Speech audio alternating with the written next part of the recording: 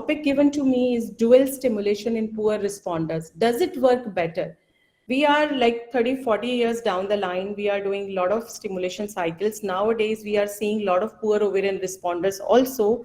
And the question always comes to our mind that is number more better or the quality more is better. That way, our target should be what? To have more number or to have a better quality. Sometimes they both go hand in hand, but at times when we aim for number, we somehow compromise the quality.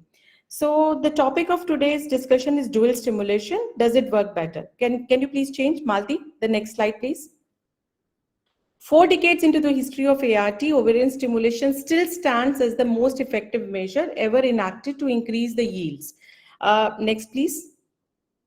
So the most important reason why we could go, the concept of dual stimulation could come because there were improvement in the freezing techniques. Earlier we had slow freezing, but with vitrification, the things changed. The more and more importance in the technology of freezing the embryos, their recovery rate, and then we had the opportunity to not transfer in the same cycle. We could go ahead with freezing of all the embryos. All these things lead to increase in wanting more from one cycle.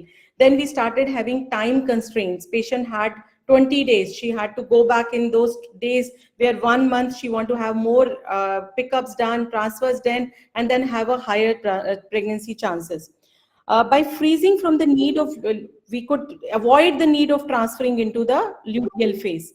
And there was a meta-analysis and systemic review which was done by Boots et al. They reported that luteal phase ovarian stimulation is equally effective as follicular phase. Malti, next please. So there are various studies which showed that we could stimulate the ovaries effectively during the luteal phase. We could, we realized that there are waves of follicles coming. It is not only one follicular wave which comes on the day 2. The follicular waves are coming multiple times into the cycle. Then we also realized that progesterone has an impact on the endometrium, but it does not compromise the quality of eggs. We also realized that sometimes when we stimulate in follicular phase, and then the quality and the yield of the follicles is less. With the advent of progesterone primed ovarian stimulation, we saw that the embryos, there is no effect on the quality of embryos of progesterone. So this thought of having progesterone primed stimulation and luteal phase stimulation come, and duo stimulation started. Next, please. Malti, next, please. Next, please. So this is the progesterone primed ovarian stimulation, that there is no impact on the quality of the embryos, neither that the grade of embryos or the number of blastocysts gets affected. Next, please. Next, please. So now this is a SWOT analysis of the progesterone primed ovarian stimulation. We saw that the progesterone primed ovarian stimulation was well tolerated. The cost was less because here we did not need to use an antagonist. The antagonist was actually the progesterone present there. The weaknesses were there that there was no RCT. The freeze-all strategy had to be implemented. We had to return for frozen embryo transfer. Patient had to come back. And there was a total cost increased because the total dose was also increased because more increased dose of gonadotrophins. There were opportunities like more euploid blastocyst in poor responders because you can do 2 stimulations. And there were threats also because there was a change in current practice. There was a need for good cryopreservation program. And there was no data about the whole thing was there. Please, next, Malti. Now, poor responders is a significant proportion of females now coming for treatment. They are poor responders. There is advancement in assisted reproductive technologies, but the most important task is that this is not a homogeneous population. They may vary depending upon various parameters. We have poor responders in young age group also, and we have poor responders in older age group also. The Bologna criteria, next please. But the Bologna criteria could not fulfill many requirements. So finally, we went on to a more specific criteria, which is Poseidon criteria. Now in Poseidon criteria, we need to understand there are two specific groups. Malti, next please. Next please. Yeah, and this is the patient-oriented strategies encompassing individual oocyte number. This is the most important criteria. I think Sir talked about this in detail, so I would not go into details of this. Malti, next please. But here we need to understand that in Poseidon criteria, we have two group of patient. One group ovarian reserve. However, in the other group of patients, this poor response is not expected. For example, Malti, next please. Next please. इसके बाद वाला. Next please. That Poseidon criteria, yes. So there are two groups of people here. There is group 1 and group 3, where we are expecting a poor ovarian response. Where we are not expecting a poor ovarian response. However, in group 2 and group 4, we are actually expecting a poor ovarian response. Group 1 consists of young patients where the AMH is good, the antral follicle count is good. They have we have, depending upon their strategy, we have started a stimulation, and we are not expecting a poor ovarian response. In this group of patients specifically, when we get less number of patients, less number of oocytes, there is probably something wrong with the gene or genotype. There could be FSH-LH polymorphism. There could be a not so good response to the stimulation. However, in the other group, in group 2 and group 4, we already know that there is going to be a poor response. My whole talk, the need for dual stimulation or not going to work for the patient, depends upon these two facts, that whether we are expecting a poor ovarian response or not expecting a poor ovarian response.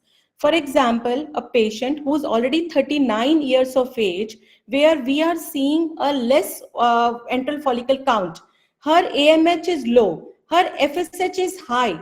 In this case, if we start giving her a high dose of gonadotrophins, the expected response, she would not have more number of eggs or more number of blastocysts. Maybe even if she has more number of eggs, the blastocyst and the euploidy of those blastocysts will not be good in this group.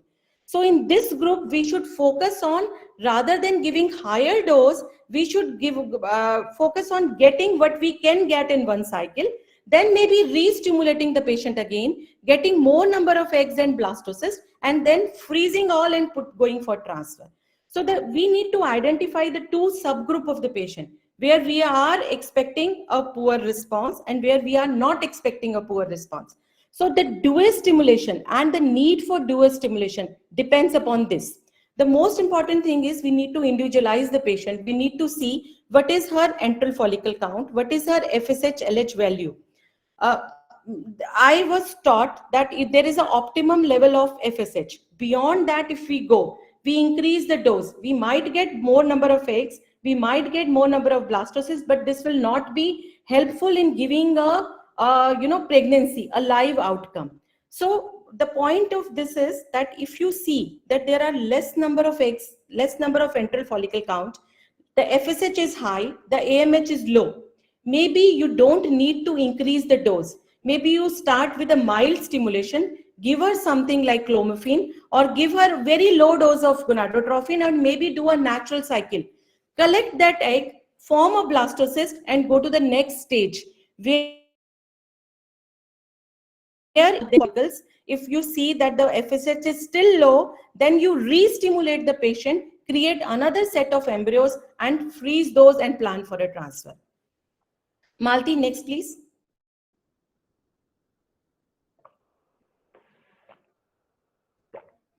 So this is what we discussed. Distinction into two main categories: expected, group 3 and 4, where we know that it is not going to work, and unexpected group 1, sorry, it is 1 and 3 and 2 and 4. Poseidon groups 1 to 4 represent almost half of all patients attending fertility treatment clinics. Malti, next please. So now this is a SWOT analysis of this Poseidon group. We all know the strength, weaknesses. I'm going to talk about the weaknesses and threats here. The weakness is that lack of clinical validation, arbitrary cutoff for suboptimal response. Some people say that, you gave 300, 375. We don't know that how much dose we are going to give. In some clinics, it is 300. In some clinics, it is 375. So everybody is deciding on their own dose. Nowadays, we have stopped even doing FSH level and E2. We don't even do the basic FSH values. We just start, even if it is like, 14, 15. The patient comes with receiving 300 dose of gonadotrophin. The point is, when we are giving 300 dose of HMG to that patient, if our basal FSH value is already high, how much FSH value we are increasing by giving this 300, and how much effect that is going to give us in terms of eggs and embryos. The interoperator variability for ability of AMH values. Nowadays, we have stopped doing AMH values because AMH is not directly related to the pregnancy. I have seen pregnancies with as low as 0.5, where we have not given anything to the patient, just done a natural cycle, taken out that one egg, created embryo and planned a transfer, because there could be other reasons of infertility also, like mild male factor, tubal factor, or something else. So what we are doing is we are just going by a standardized manner. Everybody is treated the same way. We are just, patient is coming to us, we are seeing antral follicle count, starting with the stimulation, the dose, but most of the times that we are just analyzing and doing in a standard manner. That should not be done. Individualization of each and every case is the most important thing. Now, the opportunities it gives us, the Poseidon, is conduction of studies. We should conduct more studies. Recommendation on management according to the clinical prognosis, and ART calculator, which is the most important thing which we have nowadays. But even ART calculator is not available freely to all. You need to become a member. You need to calculate the dose and everything. So my point is, according to, we do calculate the dose, but calculate the dose on the basis of everything. See the age of the patient, see the along with the weight and BMI of the patient. Sometimes we don't take in account the antral follicle count. We calculate the dose on the basis of the BMI of the patient, age of the patient, and usually it is a high dose gonadotrophin. The threats it poses to us is risk of reluctance to use by clinicians, poor recruitment of patients due to stricter criteria, and cross effectiveness. Malti, can you go to the next, please?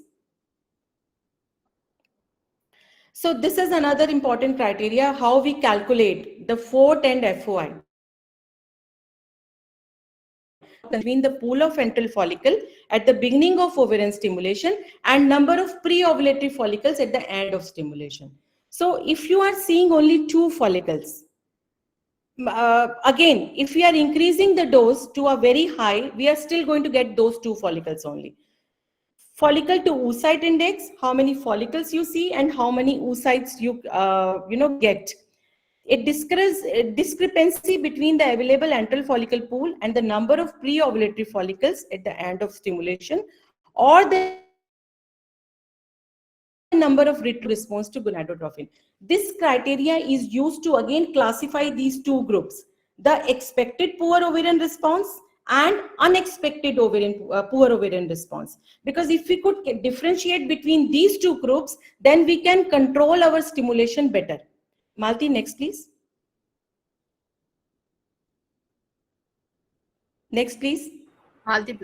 Yes.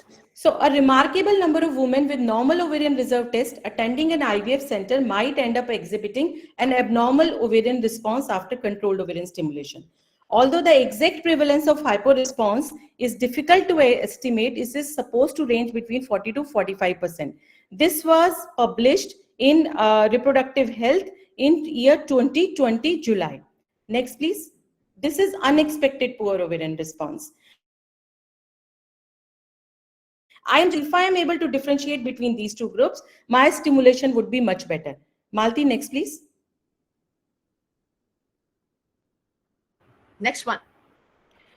The most dominant theory states that unexpected poor response may be because of polymorphism between the FSH and LH. Most well-studied SNP is found in position 680 of the FSH receptor. Serine may require more gonadotrophins and have a longer stimulation compared with heterozygous or homozygous for asparagine counterpart. So again, we are coming to the same point, because if the poor ovarian response is because of this FSH-LH polymorphism, then only your high dose stimulation is going to work. If this poor ovarian response is because of the low antral follicle, then high dose stimulation is not going to work. Malti, next please. So can we overcome the poor ovarian response by increasing the gonadotrophin dose? Yes. If the POR is due to not reaching the threshold value, low follicular sensitivity, then you increase the dose. 300 hmg, 375 hmg. Sometimes they say that LH supplementation is required. Then yes, but it cannot be by, because if it is because of presence, there are very few eggs left in her ovary, then by increasing the dose, you are not going to get more euploid blastocyst. You may get more eggs, you may get more blastocyst, but the result would still not be good. So these are the cases where we need to aim for. For example, take the complete history. If she is a 39-year-old, where we are expecting a good, less ovarian response, one or two follicles are there, but she is married only for 1 year. She has not, there could be other factors of infertility also. In this case, if I start keeping her BMI in mind, keeping her everything in mind, if I start with 375 international unit of gonadotrophin, I might get 2 or 3 blasts. But if I check for that, those will not be euploid blast, or maybe that there the probability of that giving us a live rate would be little bit on the lesser side. However, if such a female who's having low ovarian reserve, if I stimulate with clomiphene 100 milligram of BD, I'm gonna get those two eggs only. They might still be good in, they might still be good in quality, because those were the two eggs select sensitive follicles to the stimulation. Those would be two good blastocysts. And then if I need, I can accumulate maybe in the luteal phase of the same cycle, and or maybe in the next cycle stimulating her again. Next, please.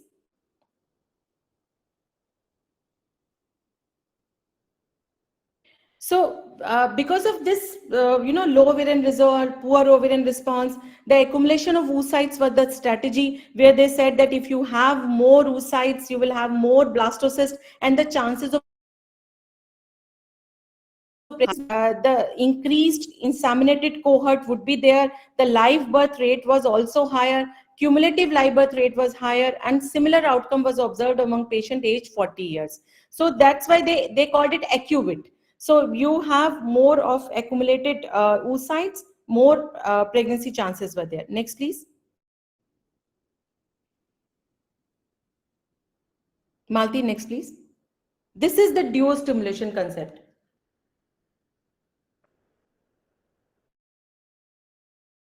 Can we go one back? Yeah. So this is the duo stimulation concept, where they said that there are usually 3 waves of follicles coming. So we have this follicular wave coming, where we have a dominant follicle, it is ovulating, corpus luteum is forming, but this corpus luteum, because if it is good, it secretes enough progesterone, and this corpus luteum keeps the follicle suppressed. The follicle cannot grow further. If there is an embryo, it can get implanted. If it is not there, the menses will start. But the follicles are still coming. The waves are still coming. This study was published. There, total of 38 women were recruited. There were 2 criteria: age over 40 years, history of ovarian surgery, or previous treatment using conventional protocol that had yielded less than 3 oocytes, and ventral follicle count of less than 5 on menstrual cycle day 2, day 3. Basal FSH values were between 10 and 19. So, Malti, next, please.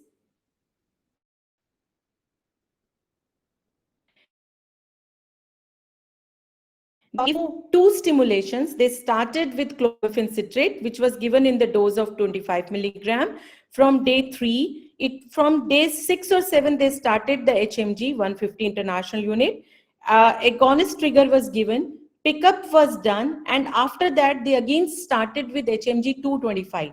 This was duo stimulation standard dose, Shanghai protocol.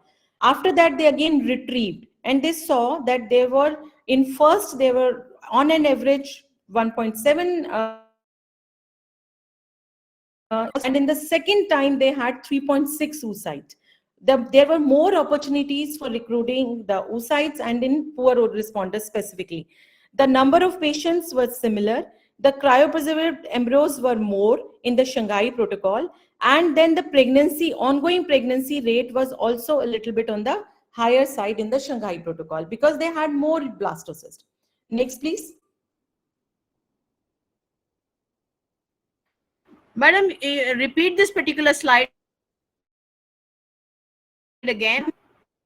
So, ma'am, this is the Shanghai protocol. In Shanghai protocol, what they did was they used clomiphene along with letrozole from day 3 to day 6, and then they added HMG 150 from day 6 or 7 of stimulation. It was 150 international unit. Oocyte retrieval was done after agonist trigger, and from the next day onwards, they again started with gonadotropin HMG 225. Again, agonist trigger was given. They also used brufen in the last to the agonist trigger to prevent the premature LH surge. And in medroxyprogesterone acetate was used in the luteal phase so that the suppression continues. Sometimes what happens is that if the corpus luteum is dying down, the progesterone level decreases and it may escape the suppression. So this was Shanghai protocol. I'll tell you what we do in our clinic, but this was the Shanghai protocol. Can you go move to the next, Malti? So this was a study published in Fertility Sterility in 2016, where they said that follicular versus luteal phase ovarian stimulation during the same menstrual cycle in a reduced ovarian reserve population results in similar euploid blastocyst formation rate. So this was done stimulation with an ardent protocol in the follicular phase and the luteal phase, where they got, in the follicular phase, they got 7, single embryo transfers, in the luteal 8, total 15. Number of clinical pregnancy was similar, number of miscarriages was also similar, and number of ongoing pregnancy rates were also similar. This is just to prove that follicular and luteal phase stimulation is similar. Malti, can you go to the next? So what we are proposing is, where where there is an unexpected poor ovarian response, where we are expecting a poor ovarian response, we know we need a different kind of management. But where we are not expecting, those patients should be differentiated and they need a different kind of management. Can you go to the next, please, Malti? Unexpected POR, dual stimulation could also be considered for patients showing a suboptimal response, especially the older ones. Oocyte and embryo aneuploidy rates are higher in this group compared with women less than 35 years, and a higher oocyte yield is required to obtain a euploid embryo. Freeze-only strategy is mandatory. This was in Human Reproduction 2018. Can we go to the next? So what we are doing in unexpected POR response, group 1, increase the starting dose of recombinant FSH, add 150 recombinant LH to 300 unit of recombinant FSH. Group 2, no, this is not, go to the next, please. So these are the best practice guidelines. I think Sir discussed about this in the last, this thing. Malti, next, please. We are running short of time also. Next, please. So this was the point I am coming to. Increasing the dose of recombinant FSH above 300 IU does not benefit the patient in terms of live birth rate. A systemic review concluded that the benefit of RLH supplementation was more pronounced in unexpected poor ovarian response. and in women 36 to 39 years of age, while its use in general POR population remains controversial. So if you are if you are not expecting the poor ovarian response, here there is a polymorphism which is present. In this group, if you increase the dose, and in this group, if you supplement with LH, you will have a better result. However, when we are expecting a poor ovarian response, minimal stimulation with only clomiphene and doing duo stimulation or 2 cycles of stimulation will give you a desired result. This is the whole point I am coming to. Next, please. You need to identify the two groups. You need to see that where it is needed, where duo stimulation is going to help, or where increasing the dose is going to help. Expected POR to maximize the exploitation, of ovarian reserve in a limited time frame, double stimulation in the same ovarian cycle has been proposed. Ongoing pregnancy rate per duo stim has reached 20.7% in the Poseidon group 4 patients.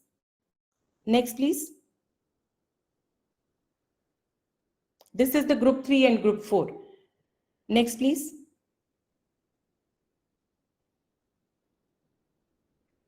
So this is a small, best practice. If you have AFC less than 5 or AMH is less than 1.2, based on age only, if she is less than 35, you may give a adjuvant treatment. You may use some kind of androgens. You may use long protocol, or you may use pre-antagonist, or you can go for duostim. However, if she is more than 35, the better thing which is going to help is again androgen or growth hormone supplementation can be given. If no adjuvant, long protocol, OCP, pre-antagonist, or duo stimulation. Next, please. This is the pre-treatment protocol. Then we come to the treatment stimulation. In this stimulation, 300 international unit daily recombinant FSH, Poseidon group 4. You can use RFSH with RLH. HMG supplementation is there. Here we are using, supplementation of LH in the group 4. HMG stimulation is there. Next, please. Or here I am using Clomid only. Clomid 100 milligrams, because the benefit is that even if you need to cancel the cycle, even if we are giving her 300 international unit of gonadotropin supplemented with 150 international unit of LH, the cost of the cycle comes huge. The patient has a huge financial burden, which sir was talking about. However, if we are doing a Clomid only stimulation, 100 milligram of clomiphene is given throughout the cycle. We get those 2 eggs. Worst case scenario, even if we need to cancel the cycle, the total cost of the patient is only 100 to 150 rupees. She does not need to go for those, 50, 60,000 worth of rupees of the injections. So this is the trigger protocol. Next, please.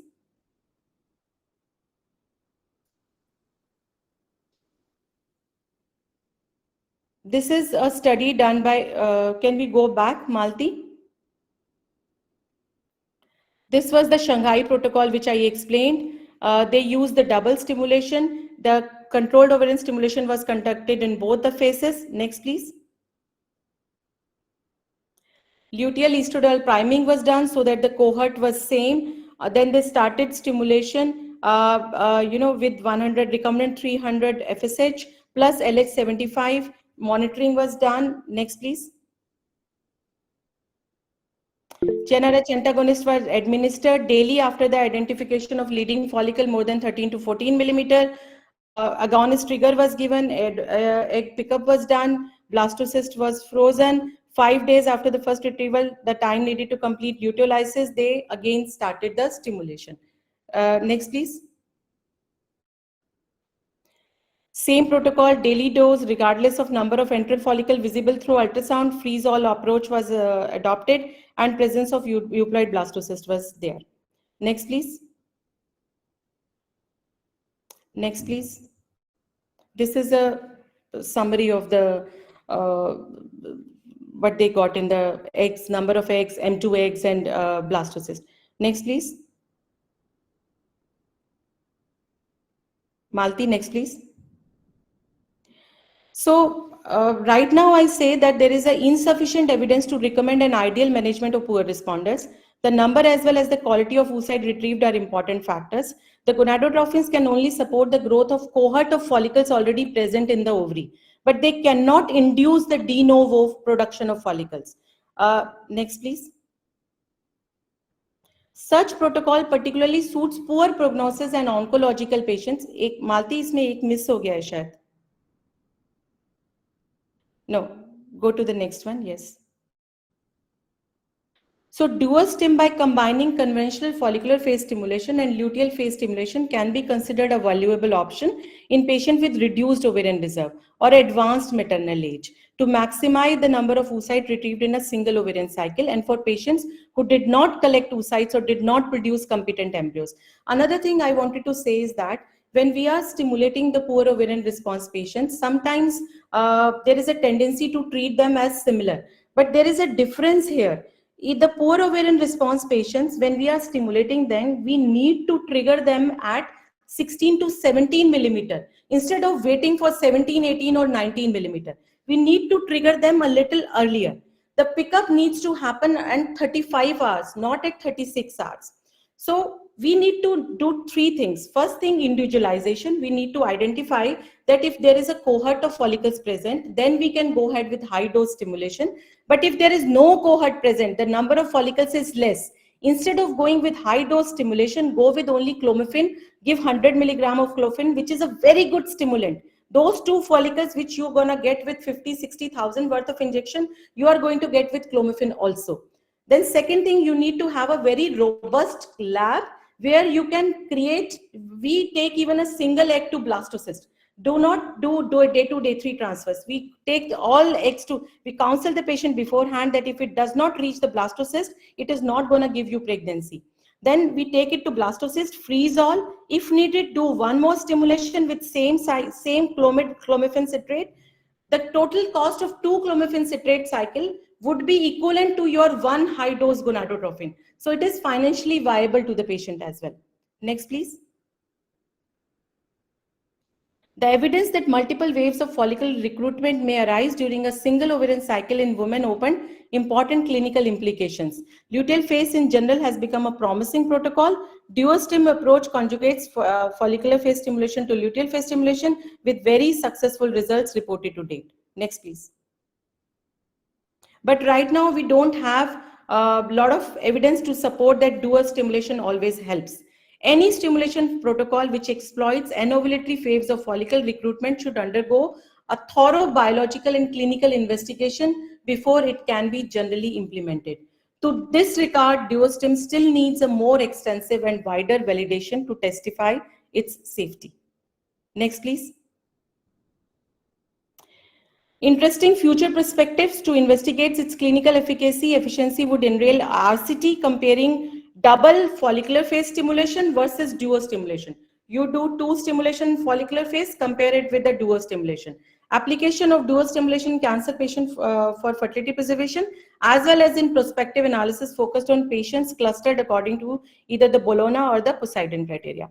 Until such evidence would be produced, dual stimulation should be clinically applied only to a population of patients of poor prognosis or to whom time is a critical issue. The patient has very limited time and she needs a transfer, a stimulation, maximum oocytes and transfer in that cycle.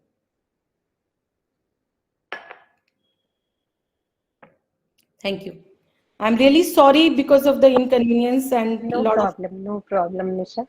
No, I got really Thanks stressed for because of this thing. We should be especially thankful to you for bringing up absolutely a new concept. And the only thing I just wish to ask you, how exactly are you different from Shanghai Protocol? So, ma'am, what I'm doing in this thing is that, first of all, I don't rely on AMH. If a patient comes, the most important criteria for me is age and the number of follicles I see. So in Shanghai protocol, what they are doing is they are stimulating in the follicular phase as well as in the luteal phase. What I do is that I either do a natural cycle pickup in the follicular phase where I let the one follicle is a modified thing because I do use citrolix towards the end. When the follicle reaches 14 millimeter, I add citrolix. Once I add Citolix, I need to give a little push to the follicle, so I add HMG 75. But I pick that one egg and I freeze that egg. Then, sorry, freeze that embryo. Then after I do the scan next day or day after.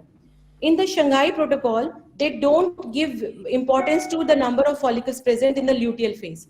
But here I wait till I see the follicles in the luteal phase. It may take 3 to 4 days for that corpus luteum to go lies down, and then the follicles start appearing.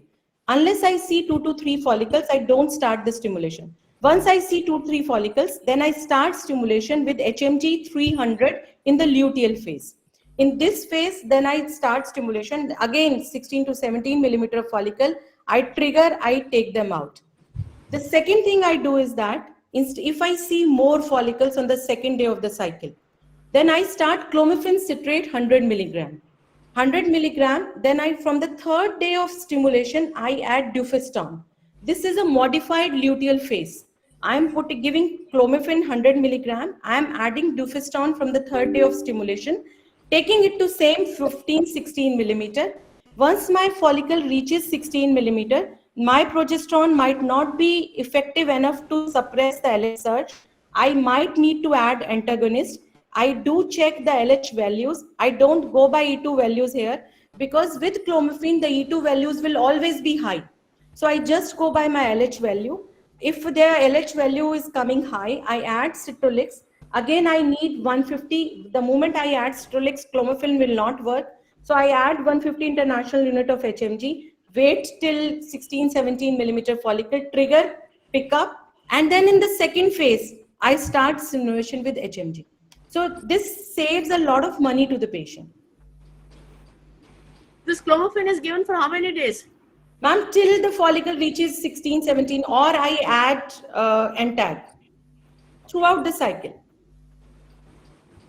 Great. I think people have to come and learn in your clinic. Are you ready? Yeah. Thank you. Are you ready to teach? Ma'am, yes, ma'am, I believe that even if one patient gets pregnant with this, I would be more than happy. I am Sir's student, so Sir's concepts are mine. I believe that teaching is the most, somebody taught me, that's why I am here. So I need all the blessings. No problem. I can teach anyone who wants to learn. For me, it's a very absolutely a new concept I found, And I think in this country, people can't afford 60,000-70,000 rupees, One should have an alternative. And they are ready to wait for that. That's what yes. it is. Ma'am, we have done this clomiphene thing for young females also who cannot afford. Like, they have tubal factor or male factor. So we will have a separate talk on this. Let's have an experts listen. We'll have a separate talk on that. Dr. Brigadier, sir? Yeah. No, Renu ji, aap pehle shuru karo. He will be last. Okay. Renu ji. Excellent presentation, Dr. Nisha. So you taught us a lot of new things. I have a few questions.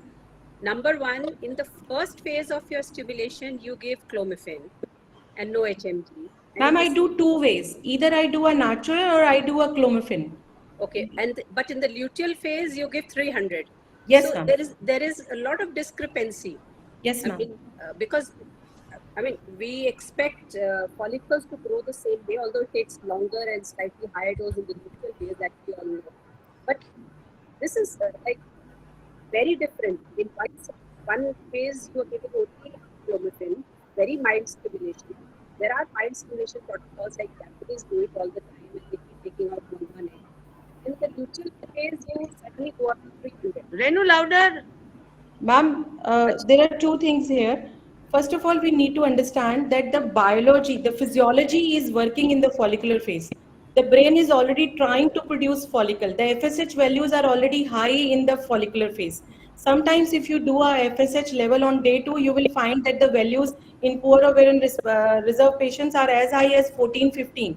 Right. So in that case, if we do too much of stimulation, we might not get good quality eggs. That's my concept. I might be wrong also. So but you get more eggs in luteal phase compared to follicular phase, or is it similar? Ma'am, it varies. Sometimes it's similar, but it varies. When we go in the luteal phase, if you do the FSH, you will find that FSH is suppressed in that because the Yes. progesterone is suppressed. So Right. therefore, also it is not fixed that I use 300 only. Sometimes I give 150 also, depending upon the patient. So if the patient has enteral follicles there, in the luteal phase, I see the follicles, then only I give 300. The FSH is low here. The physiology is not in favor of But producing eggs in this phase. okay, but generally the AFC, how different it is in the follicular and the luteal phase you've seen? Ma'am, some of the patients you will see that in follicular phase you see 1 or 2 follicles only, but in luteal phase you will see 6, 7 follicles. We Okay. need to do scans and see. Yeah. So if we see 6, 7 follicles, then we start stimulation.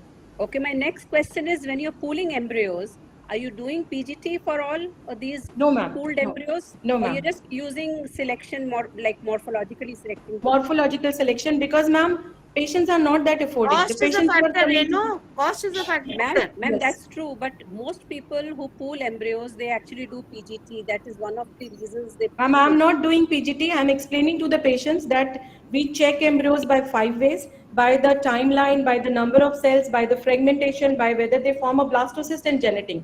4 I Right. am doing, the 5th I am not doing, unless there is an indication. Right. So certainly you will get more embryos in a shorter time. That's the biggest advantage of doing a dual stim. But of course, if the patient is ready, then you can do different cycles in follicular phase. Yes, ma'am. Ma'am, I And said we need to do yeah, studies because it is yeah, difficult. We need to study 2 follicular phase stimulation and compare it with a duo stimulation. Then we absolutely. will know Then exactly. only we would know whether it really works, because Yes, now ma'am. it is only the time which is reduced. Yes. That's the only thing that we are sure of, is that within a month she's had 2 pickups, she's got more embryos there. That's the only advantage, if you see. Ma'am, So I also have seen that sometimes this duo stimulation doesn't work for some patient. yes, that You is true. might get a good number of embryos in the Yeah, follicular phase, but luteal they don't respond at all. absolutely. So I met all a these things patient I counsel the where patient beforehand. I got whatever embryos I got in the follicular, luteal I got very poor, and she got pregnant with those follicular phase embryos only finally. Yes, ma'am. So Yes, ma'am. all these things happen. That's why I'm saying we need to prove the value of dual stim, Yes, ma'am. apart from reduction in time, by comparing two conventional cycles. Can I say something, ma'am? Yeah. Good evening. So thank you, Nisha. But frankly speaking, I did not get the way you are doing it, because this may be a personal way of doing and tackling the patient. But whatever the evidence is there, even what you are talking about, the dual stim as well as the both the bi-stim, it is called the conventional two protocols. All the evidence, ma'am, it is saying that there is no there's no difference between the two, and the dual stim doesn't work that way. More studies are needed to advocate it so well, and I which patients are going to be benefit by that has still to be seen. So Right. from I my agree side, with that, ma'am. I absolutely. agree with what you are saying. I am just saying that I am basically talking about, instead of dual stimulation, I am talking about high stimulation and mini stimulation. Maybe that's what I am talking about. That you need to identify that which patient is going to benefit with high stimulation, because we as a faculty, we have a tendency to, whosoever comes, we start with 300 international unit of gonadotropin, or that we need to differentiate, that which one is going to respond to 300 or which one is just needs Clomid. So as a blanket statement, it is very difficult, because that is the only thing, which dose is going to suit the patient, which type of protocol is going to suit. That should be. Okay, can I come in here now? Yeah. Yes, please. So, Dr. Nisha, excellent presentation. But I have a few reservations Yes, in please, your please. presentation. Yeah. So, first of all, you said it many a times that when you stimulate with clomiphene, you get more euploid embryos vis-a-vis, gonadotropins. So I don't know whether there is any study which says so, because on what basis are you saying that with clomiphene you're getting more euploid embryos? That is one thing. Second is, that there is definitely more, the world is going towards milder stimulation, but when they talk about milder stimulation, they are talking about a dose of 150 unit of gonadotropins, okay, vis-a-vis 300 units. And we did in IFS, we did this thing also, guideline development, and where we did a lot of studying on this, and we found that yes, mild stimulation is good in poor responders. But just clomiphene, we are not doing it, but definitely you can publish your studies on I want to. clomiphene. Yes. Yeah, so we would, love to know vis-a-vis, a milder stimulation, only clomiphene. So saying that with clomiphene you get more euploid embryos, I really don't know whether we have research to, prove that point. And now coming to Dr. Renu Tanwar, because, we did this study, that we have been working on duostim for a long time in Gangaram Hospital. And finally, now we have come to a stage where one of our fellows is comparing duostim with vis-a-vis biostim, and but the results have to come out. It's too early to comment whether biostim is as good or duostim is better or both are equally good. But the one study which we published, which was our pilot study when we did our duostim study, so there we found that in 60% of the patients, there was definitely more number of eggs and more number of embryos in the follicular phase vis-a-vis the in the luteal phase vis-a-vis the follicular phase. So we get more number of eggs, more number of embryos. In 20% they remain almost the same, but where the number of eggs was also the same in follicular and the luteal phase, the uh, embryo formation was more in the luteal phase. But yes, in 20% of the patients, as Dr. Mishra ma'am has also said, it was in 20% of the patient, the number of embryos were less. So, we had all kind of patients, but anecdotal, if you do few cases, ma'am, it is very difficult to say, but if you do large number of cases, like we did it over 200 patients, so we were able to 60% of the patients, 20% it does not benefit, 20% it remains the same. So I think studies that helps us in counseling also. Yes. So when what I would like to emphasize here is that when a patient, see, nowadays we are getting a lot of patients who are at an advanced stage, even at younger age, right?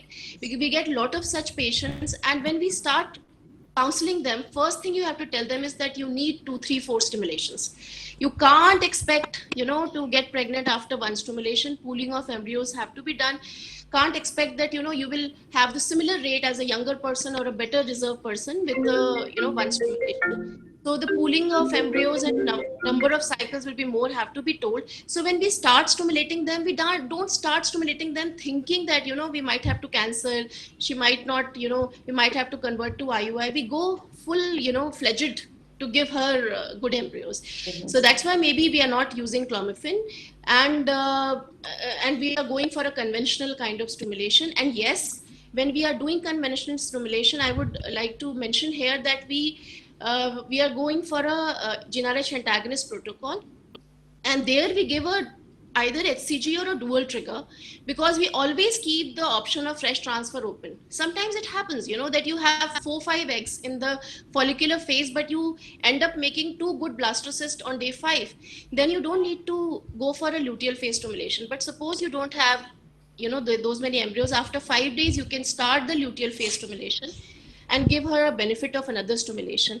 And one thing which we noted in our subgroup is that it definitely, brings down the dropout rate. Otherwise, what happens is, suppose you have done one stimulation, 3 oocyte retrieved, maybe no embryo formed, and because we are almost doing completely blastocyst transfer, so no blastocyst form, they often are dejected, and they very soon go on to a donor oocyte program. So if you give them hope that maybe in the second stimulation, they will get more number of eggs, more embryos, it kind of reduces their dropout also.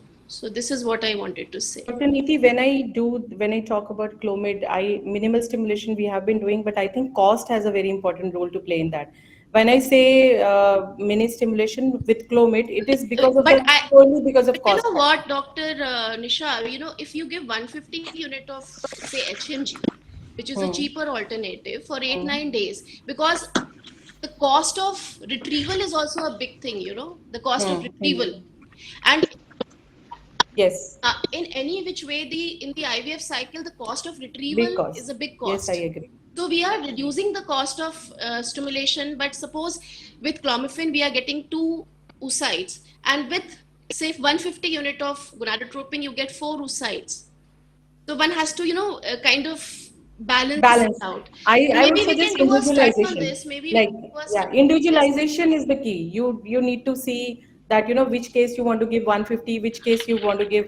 Basically, what happens is that when we start with HMG, we usually start with 225 or 300. 150 is very.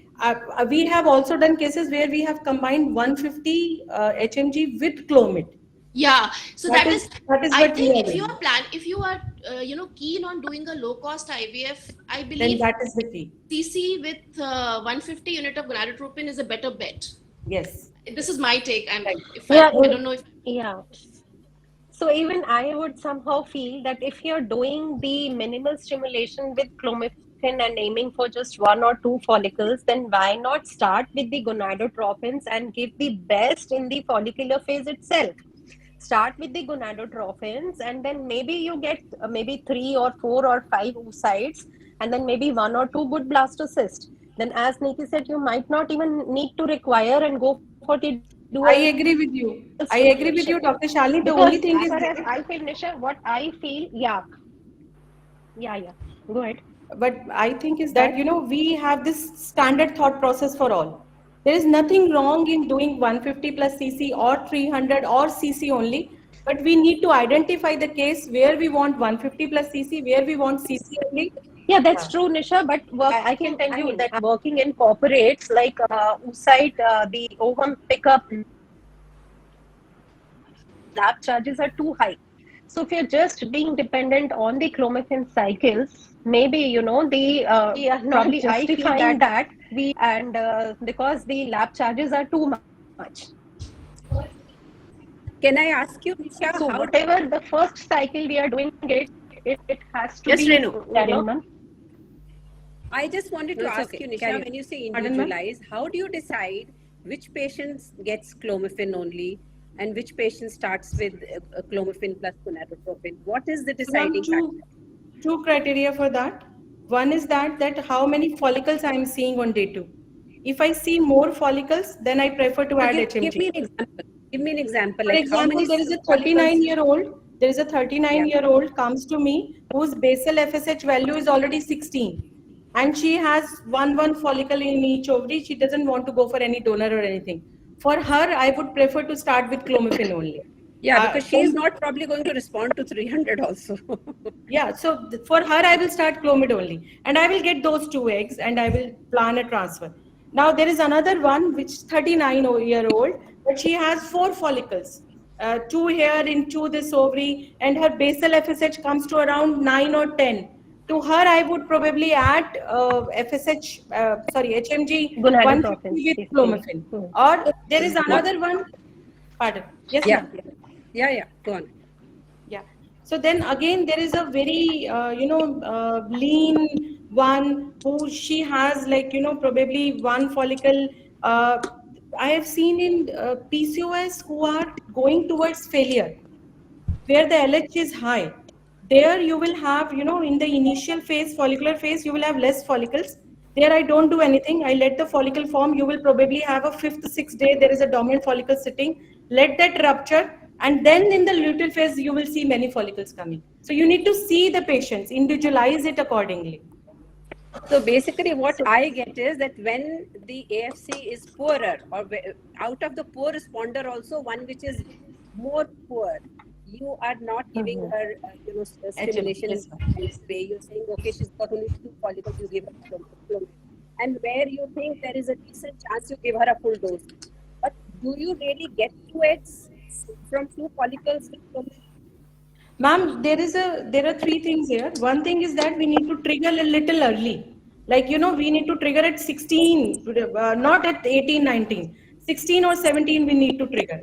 Second thing, we might need to add antagonist. And third thing is that the pressure needs to be little higher. Instead of 120, we keep it at 130. And there is a very sharp needle which is needed. You need to go just with one this thing. If we try, then we don't get the egg. No, I was just wondering, do the 2 follicles grow with clomid? Is there only Yes, two, ma'am. Yes, ma'am. two follicles and Yes, they ma'am. both grow and actually give you an egg? That was the question. Nisha ma'am, Sometimes what you can see I ask a also. question? Yes, Nisha ma'am. ma'am, Yes, ma'am. this is Yukti. Good evening, ma'am. Hi, you. Ma'am, did you just say that in clomiphene cycle we are giving the trigger at 16 mm? Yes, we are triggering a little early. With a poor ovarian reserve, you have 1 or 2 follicles, the female is aged 39, you need to trigger a little earlier. But in clomiphene cycle, no, the maturation is a bit late now, at You around are 20 talking to about 20. IUI and timed intercourse where we do at 21, 22. But when we are Okay, ma'am. talking about poor ovarian reserve, then we are triggering. The LH Okay. surge happens earlier in these patients. So you have to Okay. trigger early and take early. Okay. Okay. Thank you, ma'am. Thank you. Thank you. Dr. Sunita, anything to comment, or we just wind it up? Does No, anybody I else? wanted to hear from sir. What is his Brigadier opinion? Sharma must speak. The Not only Brigadier Sharma must speak, but I will also say, my boss, Professor P.K. Devi, she used to, anybody who is just thinks out of the box, वो उनसे बात जरूर कराएंगे कि भाई इसमें दम है. So I liked Nisha last time that Dr. Jain, I'm going to talk about it. I'm going to share my experience. You may not be working in a corporate, Nisha. You may not be working in a medical college. But जो आपका experience अगर आप वो share करोगे, आप ही correct होगे. हम लोग सोचते हैं कि यार वो चीन वाला है, वो उसको ज्यादा अच्छा आता है, और ये अंग्रेज बोल रहा है उसको ज्यादा अच्छा आता है. गलत. Thank you. आज मेरी बॉस वहां पे डॉक्टर भार्गव बस बैठी, कहती है कि डॉक्टर साहब हमें ये रियलाइज करना चाहिए कि हमारे किस से हमारे पेशेंट को फायदा होता है. वो रेणु को फायदा हो या ना हो हमें नहीं मालूम, पर मेरे पेशेंट को फायदा होता है. हमें उसी पे स्टिक करना है. Yes, ma'am. Sir, over to you. Thank you, madam. Excellent talk, Nisha. Actually, wherever somebody tries to do new things, will have to face a criticism, and that Indian tendency पकड़ेंगे जरूर उसको नीचे खींचेंगे. But Sir, it's a healthy discussion. that It is also, not a criticism. It is not we are criticism. coming to the second point. Yes. Now, it's a healthy out of this discussion. criticism, you will get a better understanding of the subject. You yourself and even the audience will also understand the subject more. Yes, sir. Now the question, Dr. Neeti had mentioned, Dr. Neeti Tiwari madam had mentioned that sometimes in the follicular phase only, when you give clomiphene maybe or gonadotropin, you get good 4 follicles and good 4 embryos, and you may like to transfer. So if you're giving clomiphene, that may not be possible. So Yes. would you like to consider giving tamoxifen instead of clomiphene to these patients so that her endometrium is not affected? The minimal stimulation, instead of clomiphene, you give tamoxifen to them. Yeah. And give it for 5 days tamoxifen. You do the ultrasound and then to switch over to HMG, and when required, low dose HMG and then cetrelix, and take out the follicles, and if the embryos are good and the endometrium is also good, you may like to transfer instead of doing a double stimulation. Yes, sir. Yes, So sir. that is one point. Second is that the dual stimulation. These English people are very smart. So they have something other than the mind, and what they show is a different thing. Basically, they don't want the patient to run away, because otherwise, in the first stimulation, if you have only 2 follicles and maybe 1 embryo, so the patient may not come back to them or may not stay with them. So they propose this protocol. Let's do the dual stimulation so that at least the patient remains them only. And secondly, there is a possibility of getting good number, maybe that's a relative term of the embryos also. Now, one thing which I want to point out is we are talking about histoscopy and scratching. What is the advantage of doing scratching? Some growth factors are released. So when we do the first pickup, in the follicular phase, we have done the stimulation. We have injured the ovary with the needle. So growth factors will be there. So my observation is, in the luteal phase, when you stimulate again, the quality of the embryo, if not the number, is better in the luteal phase, because being an embryologist, I see that also.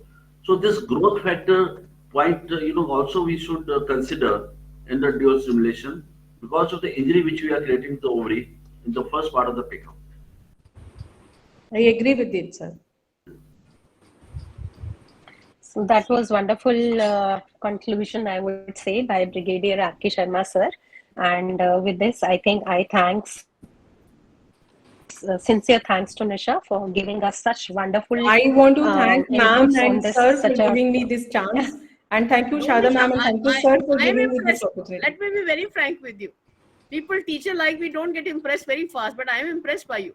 And we love to hear from you, that you teach us, clomiphene in conventional cycle, kaise aap use karte. And Yes, I ma'am. think, the time has come.